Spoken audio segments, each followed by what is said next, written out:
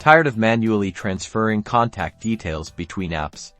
Let's automate that tedious task and supercharge your communication by connecting Pabbly Connect and Aisensy. First, let's hop into your Pabbly Connect account and hit that Create Workflow button.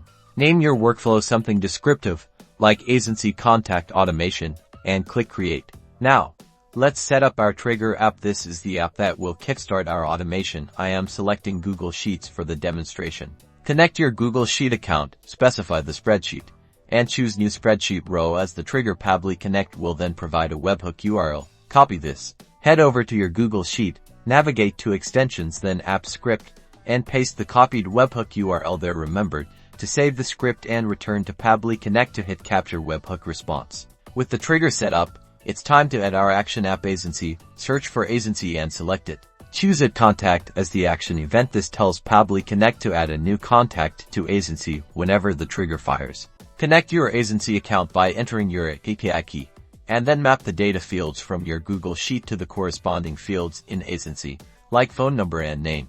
Once you've mapped all the fields, send a test contact to make sure everything's working smoothly. Finally, toggle the workflow on to activate your automated contact sharing. That's it.